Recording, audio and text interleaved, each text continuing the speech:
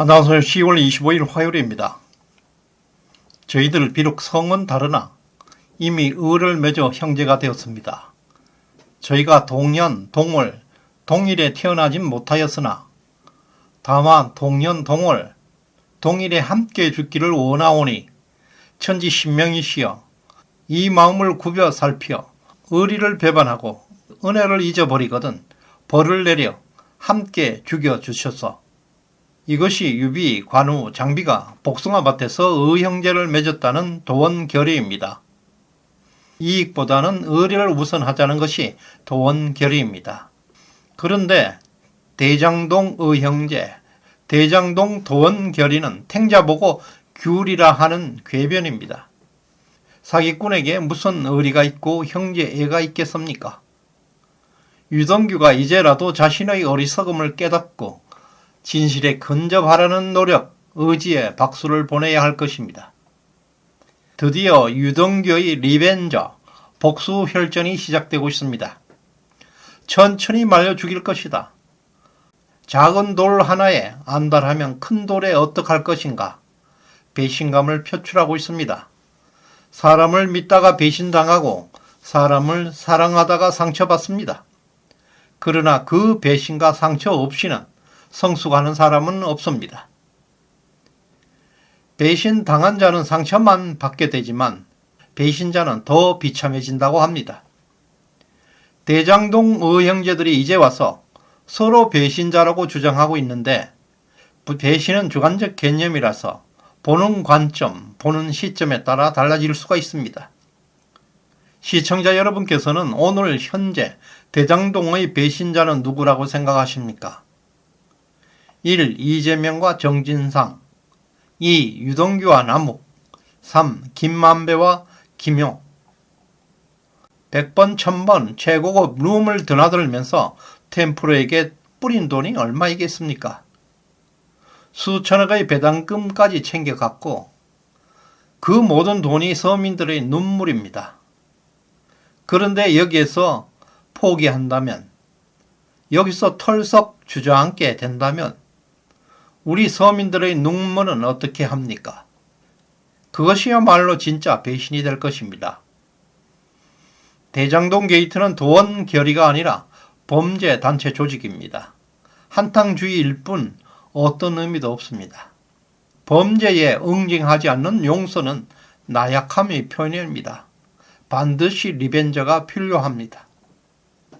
오늘 배신자 설문조사 결과는 이재명과 정진상이었습니다. 97% 압도적이었습니다. 검찰은 민주연구원 압수수색을 끝내자마자 이재명 측근 정진상마저 출국 금지 조치를 내렸습니다. 곧 하나 남은 측근을 잡아가겠다는 뜻인데요. 송경호 서울중앙지검장 인상도 시원했지만 시원시원하게 수사 하나는 잘하고 있습니다. 정말 믿음직스럽습니다. 그 배경에는 유동규의 진술, 남욱의 진술, 그리고 차량 출입 기록과 CCTV 이 세 가지 물증이 일치하는 삼위일체를 보였기 때문에 수사는 초고속 급물살을 타고 있습니다. 그리고 유동규가 한 말에 우리는 주목할 필요가 있습니다. 작은 돌 하나에 안달하면 큰 돌이 어떡할 것인가? 지금까지는 세 발의 피다. 천천히 말려 죽일 것이다. 배수연은 제2의 유동규가 될 것이다. 대장동 기본 설계는 남욱 변호사가 했습니다. 행정지원은 성남도시개발공사 유동규가 했었고 김만배는 자금과 로비를 담당했습니다. 성남시 이재명은 감독 관청이지만 모든 것을 다 가졌습니다. 따라서 실제 대장동을 만든 사람들은 남욱, 유동규, 김만배 세 사람이라 하겠습니다. 그 중에서 성남도시개발공사가 대장동의 헤드쿼터 역할을 했습니다. 성남도시개발공사는 이재명 사장이 관장하고 있었지만 사실상 모든 사안은 유동규의 결재로 이루어졌습니다. 심지어 유동규는 이재명의 거시기에 점이 있느냐 없느냐 그것을 김부선보다 더 잘 알고 있다 하겠습니다. 이제 검찰이 바빠지고 있습니다. 대장동의 자금 행방을 추적하고 있는데요. 불법 수익은 먼저 보는 놈이 인자입니다. 검은 돈의 목적지가 바로 범인입니다. 이미 의형제들은 각자 검은 돈을 갖고 튀어버렸습니다. 유동규 혼자만 남아서 도원결이 의리를 믿고 있다가 배신당하고 빈털터리 신세가 되었습니다. 그러나 지금까지는 검은 돈을 지배하고 튄 놈들이 주인 역할을 했었지만 지금부터는 검은 돈에서 자유로운 유동규가 주인이 되고 있습니다. 이게 바로 주인과 노예의 변정입니다. 지금부터 유동규의 리벤저, 지독한 복수 혈전이 시작됩니다. 유동규의 입이 열렸습니다. 유동규의 입은 핵폭탄이 되고 있습니다.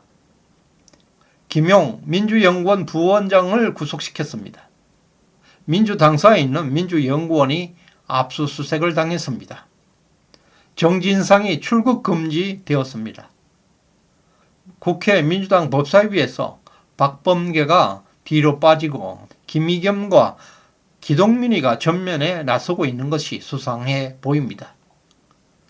고작 8억 4,700만 원을 대장동의 전부라고 생각하는 사람은 한 사람도 없습니다. 유동규는 그것을 세 발의 피라고 불렀습니다. 최소 1조 원이 넘는 검은 돈을 찾아 몰수해야 합니다. 바로 경기 남부 한 저수지에 수천억이 숨겨져 있다. 가상화폐로 수조 원이 해외로 유출되었다. 배소영과 김현지 부동산 매입 자금 출처가 수상하다. 화천대유 700억 주인은 바로 그분이다. 나에게 2천억을 주고 나머지는 너희들이 알아서 해라.